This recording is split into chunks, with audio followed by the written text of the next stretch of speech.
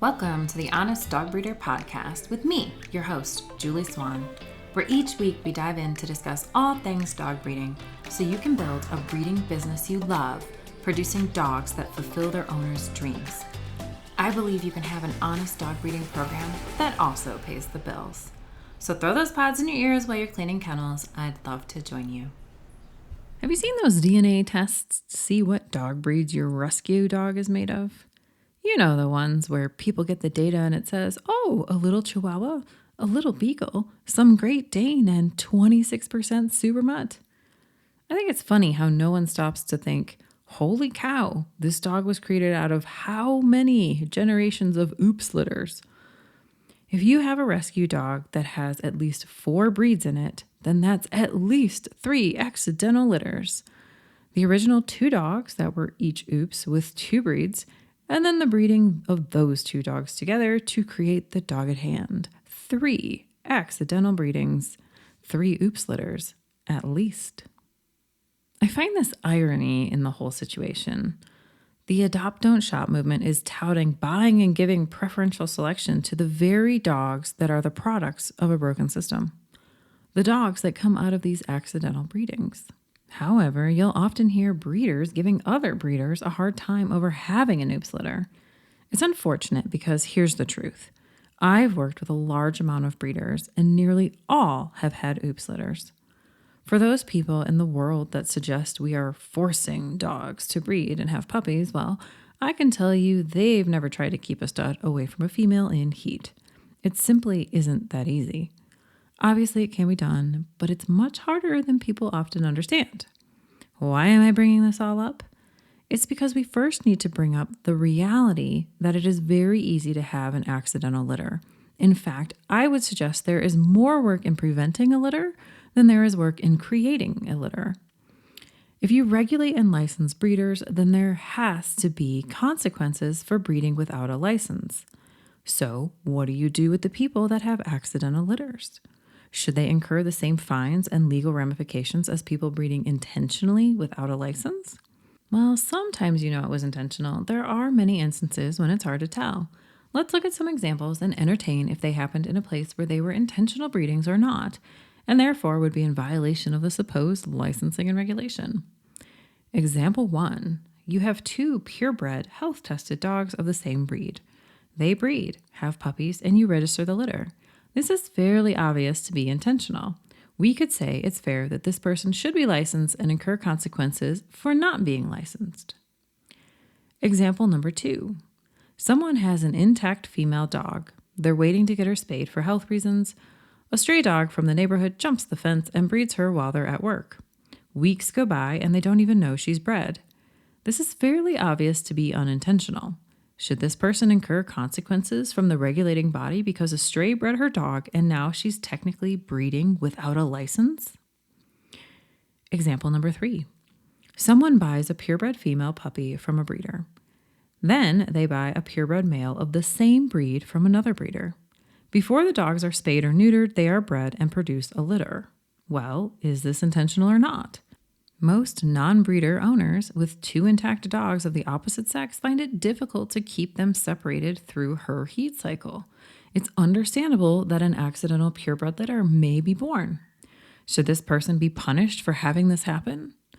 However, you could also see how it could be argued that this was intentional and they were trying to pass it off as unintentional to avoid the need for regulation and licensing. It would be hard to decipher their motive. Example 4. Someone loves poodles and Labradors and gets one of each. They breed and now there is a litter of Labradoodles. Was it intentional or not? It's hard to say, yet again. These are few situations where it's hard to say if the person should be held to regulation and licensing requirements or not. Let's say that you think they should be held to licensing requirements because their dog was bred, regardless of the manner and how it happened. What would be an appropriate fine or consequence? When they develop laws, they try to make the consequence enough that it will prevent people from intentionally breaking the law, but not so much that someone who accidentally finds themselves breaking the law should be unfairly punished. Part of this formula would be based on how much intention would there need to be to make something happen. For example, let's look at traffic tickets. If you are driving and the light turns yellow and you misjudge it and accidentally run the light more red than yellow, well, that can happen to anyone. There might be a large truck behind you and you're worried that stopping too suddenly might be more dangerous than running the light. That's also a safety concern. So it makes sense that running a red light should have consequences so people don't do it all the time and make driving dangerous. But it also makes sense that it shouldn't be too big of a consequence because it can happen easily, rather unintentionally. However, murdering someone with a knife, well, that's not very easy to do unintentionally. It makes sense that this would have more severe consequences since it's nearly impossible to do accidentally. Which brings us back to dog breeding. Dog breeding can happen very intentionally, but it can also happen very unintentionally. If you write a law that places the fine at $200 a litter for unlicensed breedings, well, then that might be an arguably fair consequence for the person who has the stray dog come in their yard. The legal system could argue that she waited to spay and assumed the risk, although that fee could go to the owner of the male dog who bred her. Too bad no one knows which dog did it. Is it fair? It doesn't feel fair. What about the puppy mill who breeds a lot of dogs and doesn't want the attention licensing brings? If the consequence was $200 per litter, would that stop them from breeding? My dogs aren't terribly expensive, and yet I think $200 per litter to me is an acceptable cost added to my litters to make it still financially worth breeding. I'm running my business with care to spend money on food and vet care for my dogs, more care than what would be considered a puppy mill. So if my breeding program could absorb a cost of $200 per litter just fine, then surely a puppy mill would be willing to take that risk. It doesn't feel like a high enough consequence to prevent puppy mills from breeding. Say we bump it up to $5,000. Would that work?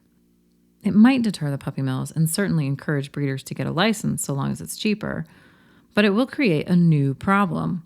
The accidental breeder, the lady with the dog who was bred by a stray, how would she deal with a large fee of $5,000?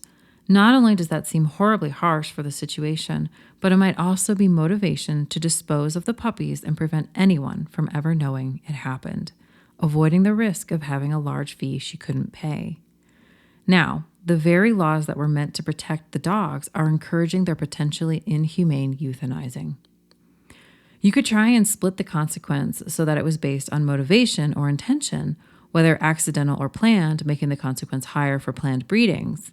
However, I have a feeling that will lead to more people having accidental litters, and this will place a high burden on the system to go through the court proceedings to determine if it was intentional or not.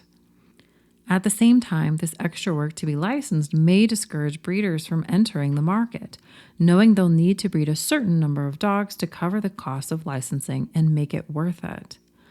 As you can see, licensing, regulation, and the consequences that will be required are difficult to lay out in a way that seems fair. I believe there is an alternative. It's going to take your help. My belief is that instead of regulating and licensing, which only keeps honest people honest and removes many of the good breeders for the annoyance that comes with licensing, we need to educate breeders, owners, and buyers. I find that many of the breeders who come across as a puppy mill actually didn't set out with the intention to do things poorly or inhumanely. They got in over their head and they get stuck in a trap of needing money and not being in surplus to fix their problem. This might seem hard to believe, but here are some common situations that occur. A breeder wants to have their puppies have a lot of fresh air and fun playing outside. The rain hits, there are puddles or wild animals outside, and the dogs are exposed to Giardia or other parasites. These pups go home with a mild Giardia infection that gets worse with the stress of the move to their new home. The breeder looks like they don't care because the puppies went home with parasites. Now, let's say that breeder finds out they have this Giardia problem, so they decide to err on the side of caution and don't allow the puppies to go out and get fresh air because of the risk of infection. Now the dogs are trapped in a tiny pen in the house because it's safer. This confinement can come across as a puppy mill because as the puppies grow, it feels like they no longer have adequate space. That breeder may then look at the mess the puppies are making, feces and urine everywhere, and think, gosh, this is not safe and is unsanitary. So they opt for putting the puppies on a wire floor so it can drain. not knowing there is an option for litter box training. They might struggle to market their puppies, so they opt for expensive marketing tactics, or they may drop their price to sell puppies, not knowing there's a better way to organically market. This leads to a lower profit margin. They might determine that having twice the number of puppies going home is what it will take to cover costs, so they increase the number of puppies they produce by doubling their breeding dogs. They might then realize that this is too much to have in the house, so they keep their dogs outside to keep their family happy, as trying to keep the mess in the house and also keep the puppies clean is just too much, and they don't want to stress their spouse anymore, as he's already irritated that the dogs are taking up too much time and not bringing in a lot of money. Now the dogs live outside in the old chicken coop since there isn't money to put up a facility. Then they end up in a situation that is overwhelming and difficult. They've dug a hole, they have mouths to feed, and they are at a point where they aren't sure if they should cut costs with cheaper dog food, not knowing the impact it'll have on the moms, the puppies, and the ability of both to maintain health. The alternative is continuing to spend money on the dog food, but taking the excess money from the family budget. There are so many places where better education for breeders can help prevent puppy mills. The breeder situation above is unfortunately not uncommon. Some of these breeders in this place have gone to Facebook groups reaching out for help and have been harassed for not knowing the very things they came into the group to learn. They feel isolated and out of options. There is also a greater group of breeders who take great care of their dogs and puppies, but because of a failed system, either through business management, customer management, or marketing, they're left financially tapped out, robbing family finances and time to keep the breeding program going. I know this place. I've been there. So often, things are messy and we live in a state of transition, believing if we just get through this problem, then it'll be better. Only to find that you never get through that problem. Rather, you dig yourself deeper in a hole. You might find that your goal seems to keep moving farther and farther away. Or if you are lucky enough to get through it, then as soon as you do, you find that wasn't the only problem. Now you have a new one. My goal with this podcast, and especially the Dog Breeder Society, is to help breeders find balance in their breeding program, a balance in life and finances, so you aren't finding yourself in that dark place that can occur in dog breeding. I'm not saying I'm the solution, but I do want to be a part of it. I want to encourage you to be a part of it also. As we learn and do right by our dogs and families, we can take better care of our buyers and make the world of dogs better. The last piece of the puzzle, which you're also involved in, is buyer education and culture. If I could change one thing in the dog buying world, I would change the culture from I want a dog now to I want the right dog. If people knew how much getting the right dog impacts their experience with their dog, I think many more would be careful about the process. Unfortunately, explaining that not all dogs are the same is bad for marketing with rescues and shelters, since so many of their dogs come from unknown origins with unknown breeding. It's too hard for them to accurately place a dog in the right family. Therefore, they have to gloss over the fact that the dogs are different beyond size and color. This is the beauty of what breeders bring. We bring predictability. We can tell our buyers what to expect with our dogs, not just size and coat texture, but we can help them understand their quirks, their drives, and we know their temperaments. If buyers knew to ask the right questions to find a breeder who not only knew their dogs, but would be supportive in their dog ownership journey, someone they could call and talk with over the years when they had questions, then they would most certainly search for the right breeder with the right dogs. They would naturally move away from buying dogs and from shelters and rescues because they wouldn't want to accept the risk of those dogs. At first, this might create a longer time for dogs to be at the shelter, but over time, these owners who are responsible because of the shift in culture and the support from the breeder would reduce the overpopulation problem because it was no longer tolerable to get a dog with a mysterious past. And their dog will be less likely to produce an oops litter because the breeder helped them figure out a way to manage a heat while waiting for spay. When I look at the big picture, the burden that unintentionally bred dogs place on the system, I always conclude that more education is the answer. Breeders who better understand how to run and manage a breeding business, and buyers who understand the benefit of buying from an honest breeder. If this were the norm, the standard culture of buying dogs, that it was all about finding the right dog for you and your lifestyle, then there wouldn't need to be any conversations around regulations and licensing. Those who are not doing it right simply would need to exit the industry, as it wouldn't be profitable nor rewarding.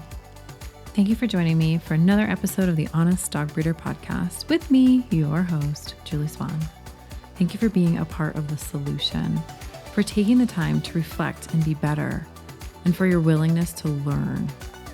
You have grit, and it's making the world of dogs better and better.